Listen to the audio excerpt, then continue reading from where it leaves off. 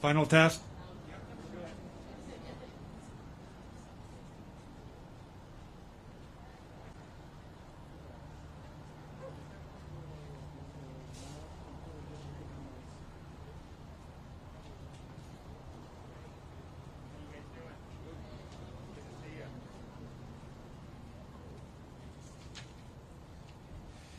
Well, good afternoon. It's a really exciting day to be able to make a really neat announcement. I want to thank the legislators in attendance. We got Senator Mayfield, Representatives LaRosa, Smith, Fine, and Josie Tomko. Really great for you to be here. So last year from this same location on Florida's Turnpike, I announced the launch of Florida's plan to utilize the $166 million we were allocated for the funds of the Volkswagen settlement for violating the Clean Air Act. And while the coronavirus pandemic has caused some delay, I am pleased to be able to announce today that after developing and submitting a plan to the trustees of the settlement funds, getting that plan approved and then completing the planning and procurement process, we are now ready to award over $8.5 million in contracts to build 74 additional fast electric charging stations along Florida's major highways and evacuation routes.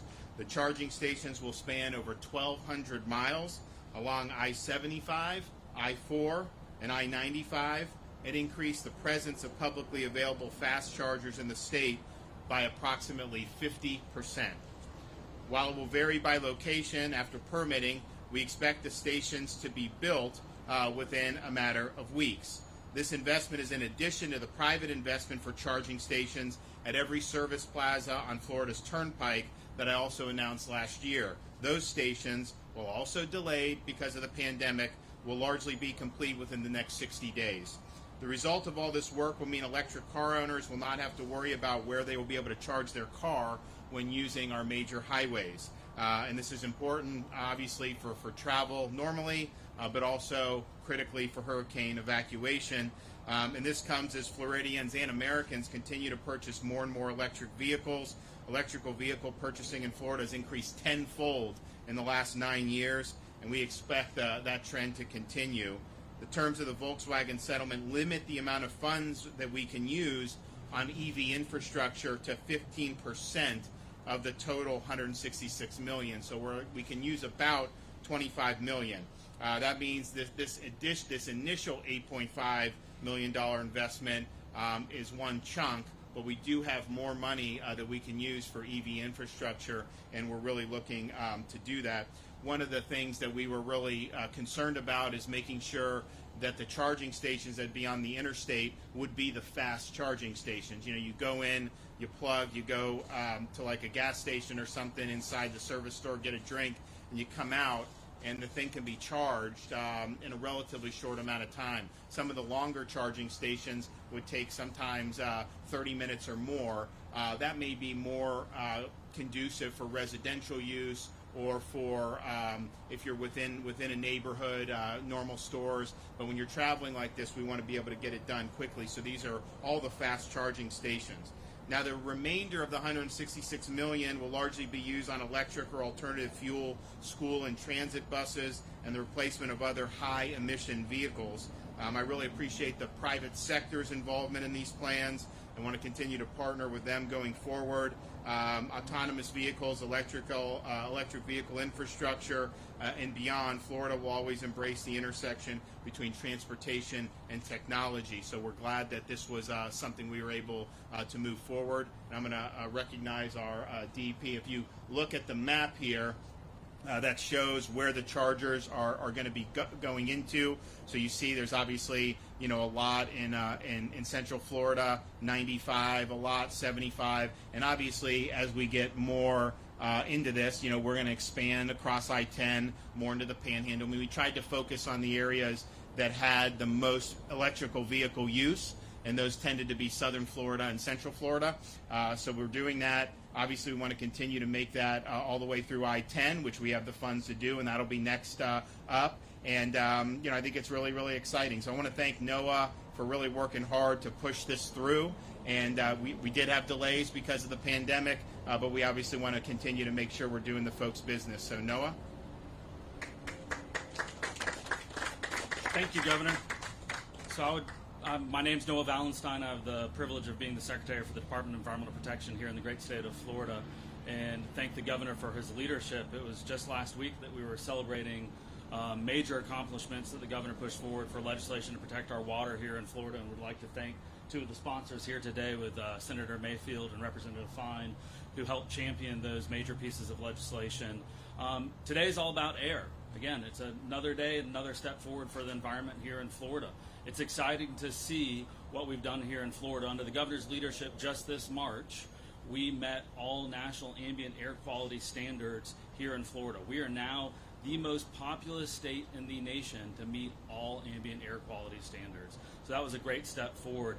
Since 2000, we've actually seen a 78% drop in industrial emissions. And so really the next step about clean air here in Florida, to continue our trend of having the cleanest air on record, is putting in electrical vehicle charging stations throughout Florida, making sure we have a robust enough network that we can really take advantage of that, and then have that also play into clean air here in Florida. So it has been a great privilege under the Governor's leadership to partner with the Department of Transportation. As the Governor mentioned, this initial award of just a little more than $8.5 million will move forward 74 electric charging stations. When combined with what the Department of Transportation is doing on the Turnpike, that'll be more than 100 electric charging stations here in Florida. We look forward to this current budget year that just started July 1. The Governor's leadership, and thanks to the legislative support, we've got a record funding now for budget authorization for VW settlement. So we're looking at $67 million this year to quickly move forward with the rest, because as the Governor certainly hinted at, money doesn't do anyone any good sitting in a trust account. It needs to be out, being put to use in our economy, and making sure that we actually have electric charging stations to get going, and we are very excited to see that as a department. So Governor, thank you. And these, like these Teslas, I've got a chance to ride in a couple of them. Really, really phenomenal vehicles. I got a number of updates about actions we're doing to combat COVID-19. We're in very close contact with all the major healthcare providers, particularly the hospitals. One of the good things about what they're doing now compared to where they were in March is we do have availability of some therapeutics, most notably remdesivir, which was an emergency approval. I think that was within the last couple months. HHS had sent remdesivir to the Florida Department of Health. We distributed that to the hospitals. Hospitals believe, most of the physicians I talked to believe that it has been helpful. So they're using it. They like it. They were scheduled to get another shipment, but no longer through the state. They were going to go straight to the hospitals. The problem is the timing of that was not good. Some of them were running low. So I went and spoke, requested through the Vice President, through Secretary Azar, that we get accelerated remdesivir to be brought down to the state of Florida. And I'm happy to report that on Saturday, our hospitals will be receiving additional remdesivir. So we've got 427 additional cases coming. That's 17,080 additional vials of remdesivir. So that'll be something that hopefully will help to improve patient outcomes, particularly when the patient comes in early. I think with all this stuff, it's found that once a patient progresses, if they're at the stage of like mechanical ventilation, a remdesivir is probably not going to be able to do much at that time. But if they come in immediately, early on in the onset of symptoms, This remdesivir, the physicians I've spoken to have been very favorable with it. So we're working hard to do that. We're glad that we're able to accelerate that. That's really going to make a difference for a lot of patients. Of course, this is actually a positive update. The long-term care facilities obviously is ground zero when you're talking about COVID-19. We've had more fatalities over the age of 85 than we've had under the age of 65 in the state of Florida. Nationwide, I think at least 50%, if you counted it honestly, of the COVID-related fatalities have been residents of long-term care facilities. So that's been probably the tip of our spear in terms of protective efforts. We had tested the residents and the staff April, May, the beginning of June. Now that we kind of went through that iteration, we instituted requirement of testing every 2 weeks. All staff members at long-term care facility have to test every 2 weeks. And that's almost 200,000 people because we've got over 4,000 facilities in the state of Florida. So that's a big deal. We have a process in place. We've got a company that's helping us do it. So we now have about 70,000 test results back from the staff. We have 50,000 that are pending at the lab, and then we have many more that are being swabbed and sent in as we speak. The positivity rate for the long-term care staff after 70,000 tests is 2.4%. And that's very, very low generally. But obviously, when you look in the communities, we're seeing positivity in places like Dade County, 20%. Orange today was 10%. We'll see. These things can, there's signal noise. That was a good sign. Hopefully that continues. But to have the long-term care staff still testing low, because I think our fear is when you have community transmission, that's a reflection of the community. If you're working at a long-term care, you could still be somebody that's doing it. So I think having this in place is allowing us to catch it early, and so we're looking forward to continue getting those results. That was a big investment on the part of the state, but I think that's an investment that's very well served. So we appreciate what's happening there.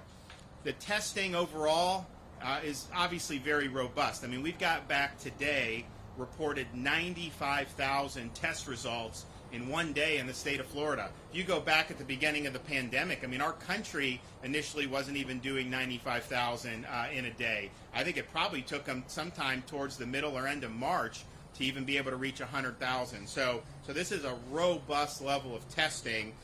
Positivity was down today. We'll see. You got to do this over 4 or 5 days to really know. But the Orange County Convention Center site here has done about 64,000 tests during the course of the pandemic.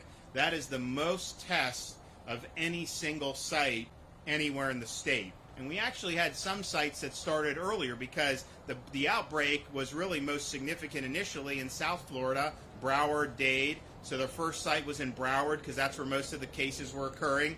Orange County, obviously, we did that relatively short order, but some of these sites have been operating longer, and Orange County is number one. So they're putting through between 1,500 and 2,000 people a day on that test site. So it's been very, very successful.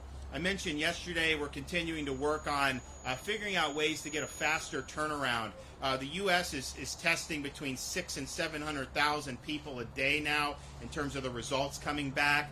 That has really put a crush on all these labs. So every lab that said they can get you in 48 hours, it's taking more than 96. If they say 72, it's taking like a week. And part of that is just they're getting overwhelmed. They're running lower on some of the reagents and some of the supplies. We have some ways with self-swabbing in certain labs that are dedicated to that to potentially improve the turnaround for at least some of the test takers. And so what we're going to work on doing, we'll do that at the Orange County Convention Center, is to have lanes for people who are actually symptomatic. I mean, most of the people who are testing now, are not necessarily symptomatic. And so if somebody is actually ill, they need to know whether that's coronavirus or not as quickly as possible. And so if we can dedicate that, they can go through, hopefully get it turned around in decent time, because, to just, what are you going to do, isolate for 7 days while you're waiting for test results? That's not what we want to see. So we're working on that. It's important, but that will definitely focus on our symptomatic test takers. We're also supporting and monitoring. Our pillars have always been protect the vulnerable, expand testing, social distancing, and support our healthcare system, hospitals, and the capacity. We have COVID-only nursing home units all across the state now. We've got 12 of them. We didn't have that. Nobody had that in March. In fact, Florida is one of the only states that have gone this route even now. Now, Orange County really has done a good job. They've had relatively few cases in their long-term care facilities compared to some other parts of the state. But it's very, very important to have those facilities. We're expanding beds in those facilities. So we had started with all 12, about 750 beds. We're looking at ramping as many of those up as we can. What happens in these nursing homes is you'll have folks test positive.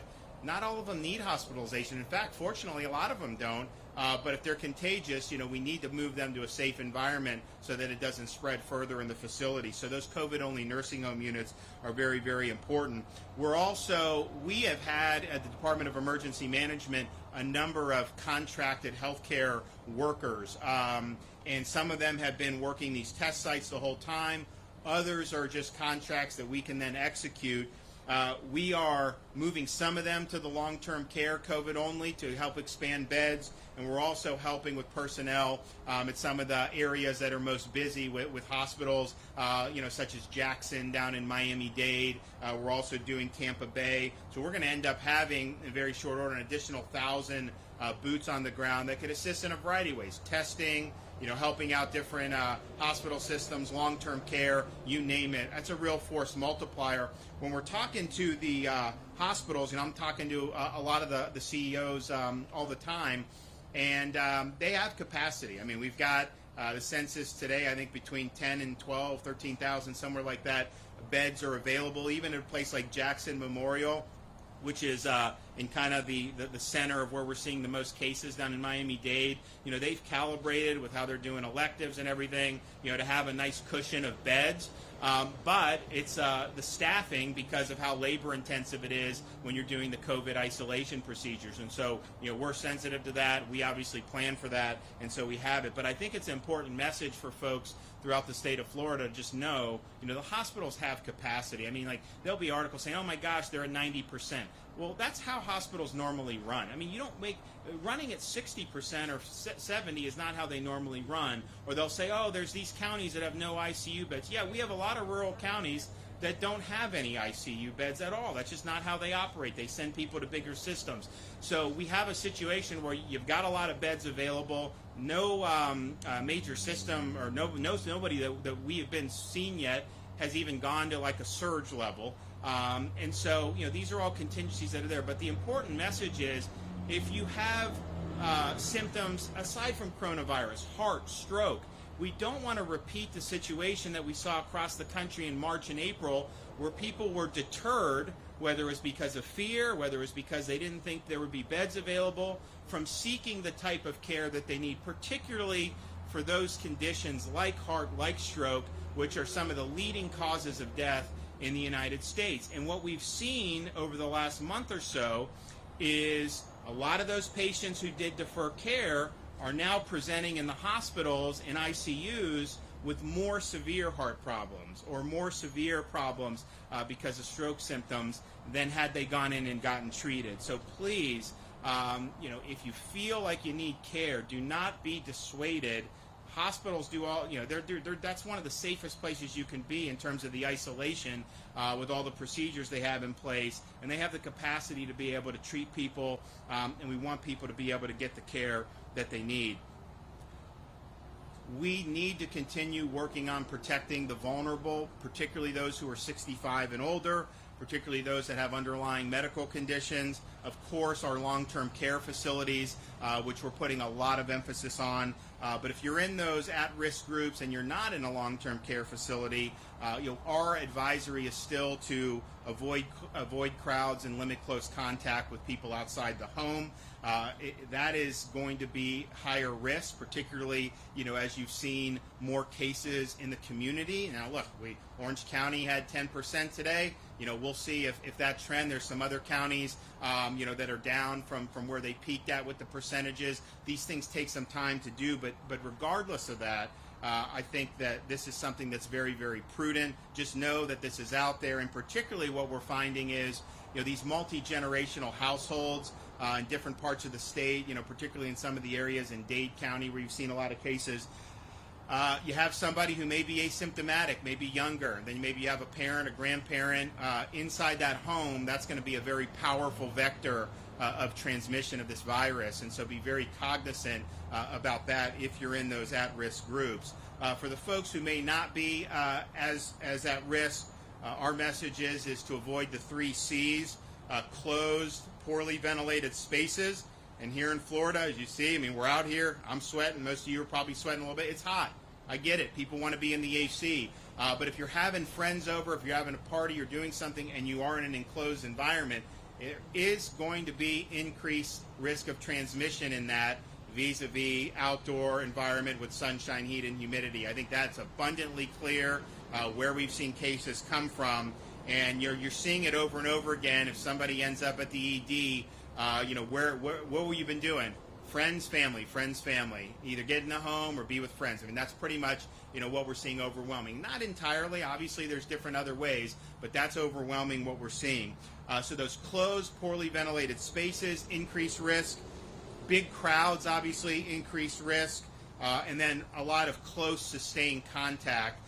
When you're inside that 6-foot radius, especially if you're with someone for a long period of time, fleeting contact, not really significant source of transmission, but if you're there, 30 minutes or so, 15 minutes, just the risks are enhanced. Now, if you can't do the proper social distancing, we're recommending, that you wear a facial covering, but just understand that's in addition to doing social distance. The social distance, avoiding the 3 C's, is the best way. If you don't do that, if you're in a closed space, if you're in crowd, close contact, the facial covering is not going to stop all the droplets.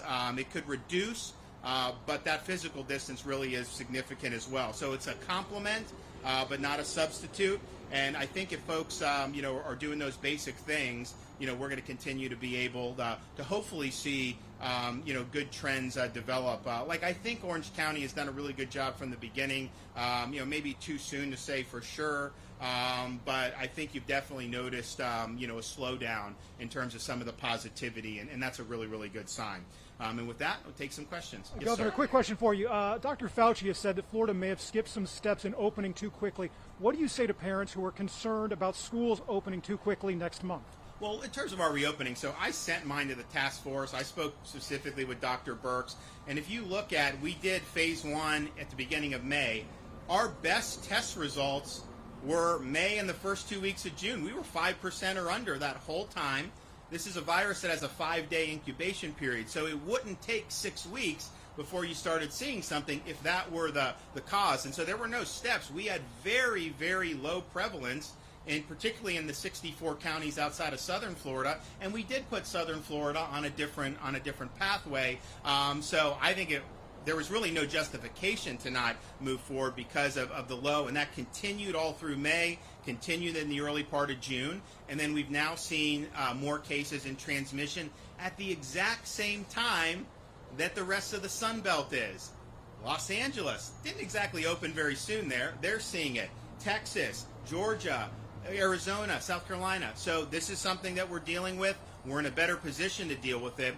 In terms of the schools, my view is let's look at what the accumulated data has shown us about, how coronavirus affects different groups. And I don't think there's anybody who can make an argument that this is especially risky for kids for whatever reason.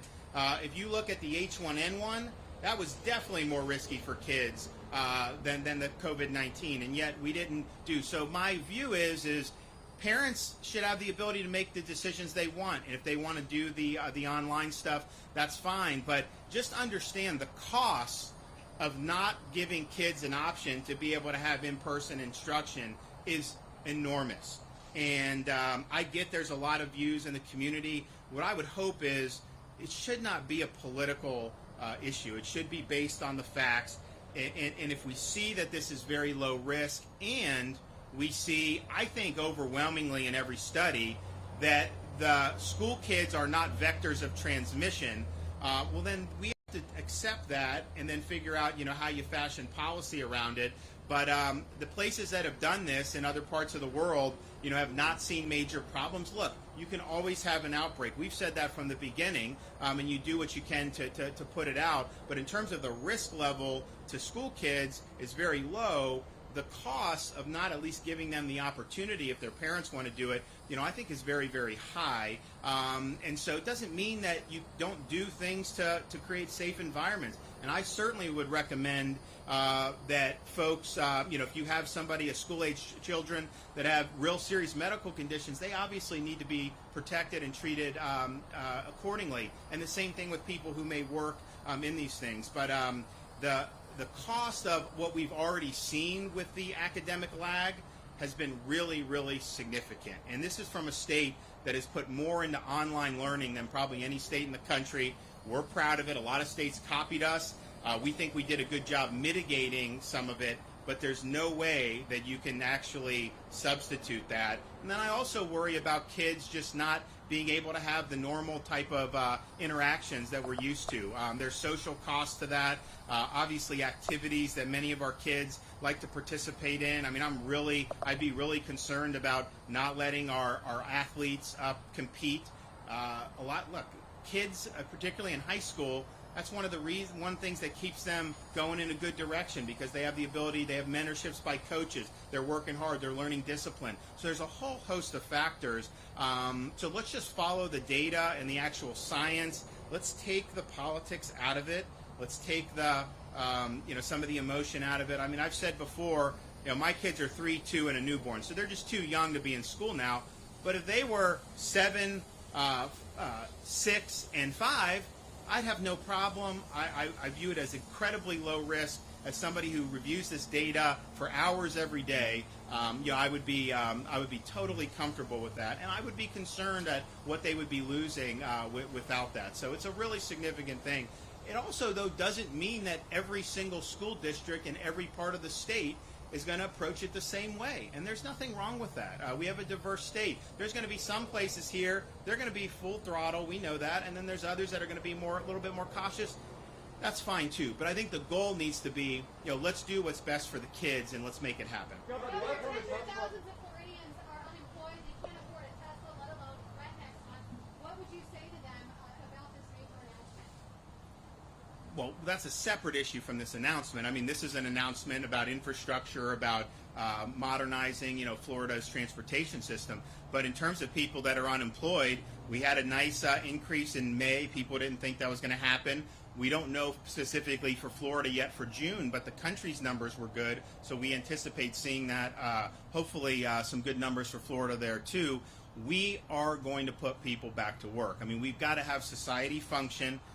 We know a lot about this virus. We know the at-risk groups. We know some of the things that can be done to be effective. But we've got to give people that ability to get back to work, to be able to provide food for their families. Now, we've have paid out over $9.5 billion in the various types of unemployment benefits, which is like way more than this state has ever done, even over the last, I think, 5 years combined. That's not obviously something that most people want to work, but that was something that has been put a lot of effort into because we had a lot of problems. But we want to put people back to work. And yes, look, I can't afford a Tesla either. I mean, but it's something that as these things become more affordable, more widely available, having that infrastructure there, I think will be really, really positive.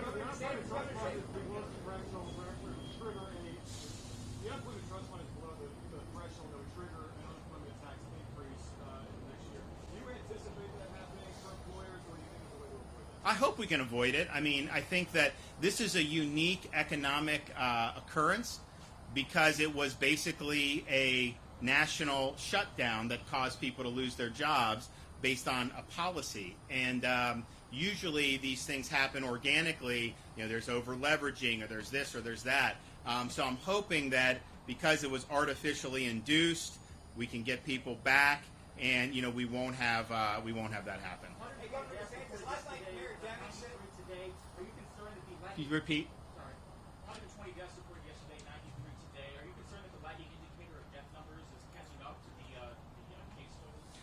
Well, we obviously are working hard to to minimize the morbidity and mortality associated with this virus. I mean, if you look at what we've done with our long-term care facilities, I think had we not done what we've done, you would have thousands of more fatalities in our long-term care facilities. Certainly, if we would have put the contagious patients back in there, it would have just been a disaster like you've seen in some of these other states. So, yes, we want to reduce as much as possible. Now, when the deaths are reported, just understand this stuff, some of these go back to April, May, and so it's not that it happened the day before. But yes, we want to reduce or limit as much as we can, reduce mortality, morbidity. I think if you look at the numbers, the 65 and the long-term care, that is overwhelmingly where we're finding the most significant clinical outcomes. Not only, but overwhelmingly. And I think if you look at the cases which have just piled up under 45,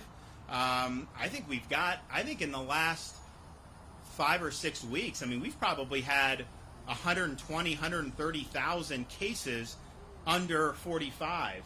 And if you look at the mortality rate for that, it is incredibly low and probably close to zero for people that don't have underlying conditions. So I'm concerned, obviously the cases are, it's an indicator, but who is getting infected is the most significant indicator about how those trends will go. And so if we can continue to focus protecting our long-term care, protecting our elderly, and obviously the messaging about limiting the crowds and the contact for those most at risk, that is going to make a very, very big difference. So I really, though, appreciate what people have been doing across the state. I mean, if you look at the folks who've been working in our hospitals, they were on alert March, April. Obviously, we had, kind of a ripple come through, and then we were very quiet, relatively quiet in May and the beginning of June. Now we've seen it pick up. So folks are working really, really hard, and the state of Florida very much appreciates everything everyone's doing, both in the healthcare field, also our Florida National Guard. I mean, they've been on this since the middle of March, and they've been deployed. They're doing all our testing sites. They've gone and tested the nursing homes. I mean, they've just done a bang-up job, and it's been, when you have a flatter curve, which Florida has. I mean, if you look at kind of Northeast, they went boom. Florida, Texas, I mean, we're just much flatter. It means it goes on longer, and so, it was said you wanted a flatter curve, but it's drawn out over a longer period of time. There's no question that has given our healthcare system a better chance at dealing with the clinical consequences of this. We have PPE. We have a lot of stuff that was tough at the beginning, but it does mean it goes on, longer than if you had a boom or bust. So I'm very appreciative for all the hard work that people have put in on this, really since probably the beginning of March, because we were, seeing this in February, and I know it's been a lot. So thanks everybody, and I'm going to have an update soon, another update tomorrow about some more next steps. Thank you.